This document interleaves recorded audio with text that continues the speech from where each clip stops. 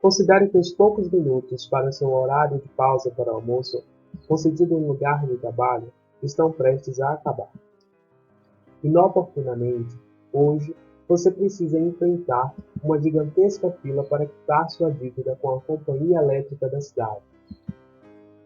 Sua chefe imediata não tolerará outra vez um atraso seu. O que você faz?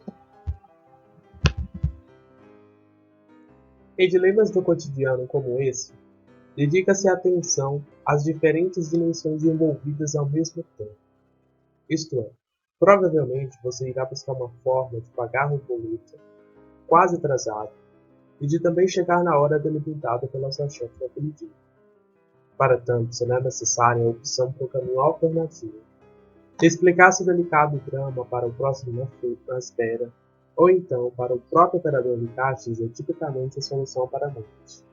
No entanto, vale refletir. A decisão de arranjar um lugar na fila pelo qual você consiga solucionar as duas questões que enfrenta é honesta.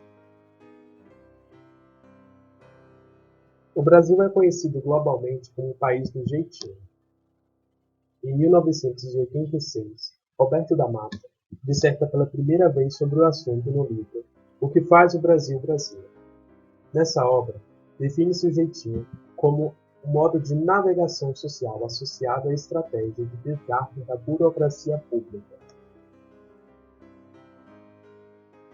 A partir de pesquisa empreendida com 6 estudantes de graduação da Universidade Federal do Sul da Bahia para este livro, sabe-se que 34% dos participantes concordam com a definição de trabalho, quando são questionados acerca do conceito de jeitinho.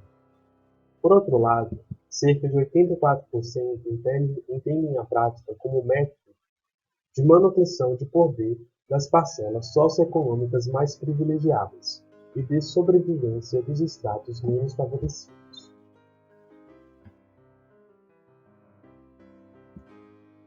Entre 4 dos 6 estudantes, o jeitinho é equivocado, porém consiste numa prática generalizada, associada à criatividade do povo brasileiro. Para metade dos participantes, a tática de dar um jeito é necessária para quem a pratica, ainda que prejudicial ao coletivo. As motivações para o jeitinho são várias, segundo a perspectiva dos discentes entrevistados. A ineficácia dos serviços públicos, uma questão de saúde do praticante, a garantia de direitos e a agilidade subsequente. Quando questionados acerca da diferença entre jeitinho e corrupção, 50% dos participantes concluíram que não existe distinção entre uma coisa e outra. No entanto, admite-se que há consequências diferentes para cada ato. O jeitinho apresenta-se como reversível, como resultado de leis interpretáveis e da sensação de não estar fazendo algo de errado. Ora, se muitas figuras públicas ou representantes políticos corrompem o sistema para se dar bem, por que eu, mero cidadão comum, não posso dar um jeito de quitar minha dívida e não me atrasar para o trabalho? Isso não faz mal a ninguém, certo? Agora, para todos os entrevistados, a corrupção é algo essencialmente prejudicial a todos, pois é associado à dimensão macro, sendo irreversível. Em 2005, no livro O Jeitinho Brasileiro, Lívia Barbosa indica a existência de uma escala em que o polo positivo seria o favor, o negativo a corrupção e a posição intermediária ambígua, o jeitinho.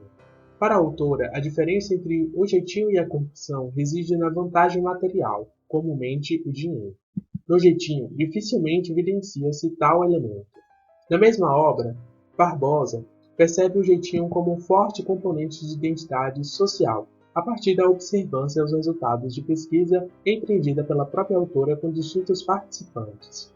Entre os 6 participantes da pesquisa realizada na UFSB, 67% também entendem o jeitinho como elemento da identidade brasileira. Barbosa 2005 disserta sobre aspectos positivos e negativos à compreensão do jeitinho como parte da identidade nacional. Segundo a doutora em Antropologia Social pela UFRJ, O lado positivo reside na suposta igualdade e justiça social estabelecida por romper padrões burocráticos não razoáveis, e em características como a alegria, a cordialidade e a simpatia do brasileiro. O aspecto negativo consiste na leitura estrangeira, que pode desqualificar a sociedade brasileira, pois esta não atende ao funcionamento impessoal e individualista das instituições ocidentais. Por outro lado, é possível discutir o jeitinho sob a perspectiva da psicologia. No entanto, sabe-se que existem diferentes abordagens dessa ciência, muitas vezes conflitantes entre si. A psicóloga Gabriela Andrade da Silva, docente da UFSP, em entrevista realizada para o Mídia, analisa o fenômeno do jeitinho a partir de duas leituras possíveis, a partir da psicanálise e da psicologia comportamental. Para a psicanálise, existem órgãos do aparelho psíquico, o superego, o ego e o id. Desde pequenos, apreendemos diversas condutas norteadoras ao convívio em sociedade, ou seja, somos ensinados a obedecer determinadas regras que nos dizem o que podemos ou não fazer. A tal instância designa superego. No entanto, os indivíduos também têm desejos, que podem ou não estar em consonância com as regras sociais. A esse órgão chama-se de id. Nesse contexto, o ego configura-se como mediador entre o superego e o id. No caso do jeitinho, Gabriela Silva aponta para a possibilidade de o superego coletivo ser mais frouxo no Brasil, devido à falta de fiscalização sistemática e ao mau exemplo familiar. Para a psicóloga, não existem diferenças concretas entre o jeitinho e a corrupção, entendendo os dois atos como fruto de uma mesma motivação: buscar uma estratégia para se dar bem, ainda que as circunstâncias não coadunem para tanto. Por outro lado, Silva não considera o jeitinho como elemento da identidade do povo, observando a persistência da desonestidade em outras nações. Para ela, o que é próprio da identidade brasileira é pensar que o jeitinho é elemento identitário nacional. Ainda segundo Silva, para a psicologia comportamental, o sujeito é resultado da falta de contingências, isto é, as consequências negativas para com o típico jeito de resolução dos problemas são poucas ou inexistentes, o que faz os indivíduos continuarem nessas práticas. Dessa forma, o cerne da questão reside na ausência de punições. Já para a psicóloga Graciene Costa, o jeitinho brasileiro pode ser interpretado através de uma perspectiva mais ampla. Segundo Costa, aspectos históricos contribuem para a construção da subjetividade coletiva. Dessa maneira, considerando o Brasil um país que fora colônia cerca de 3 séculos, os caminhos possíveis para a resolução de problemas urgentes, muitas vezes, para a garantia da sobrevivência, não tenham sido tomados estritamente de acordo com as leis. Para Costa, a psicologia não se responsabiliza por atribuir valores de certo ou errado ao jeitinho. Por fim, Graciene acredita que o fenômeno do jeitinho é elemento identitário nacional, analisando-o como resultado de processos culturais e históricos. Não distante, a psicóloga Neila Catiúcia Teles Almeida afirma que a psicologia não tem o veredito sobre o assunto.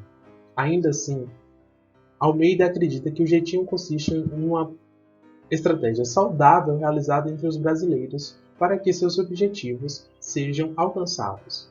Para Neila, existe diferença entre o jeitinho e a corrupção, especialmente quando existe a tentativa de prejudicar os outros.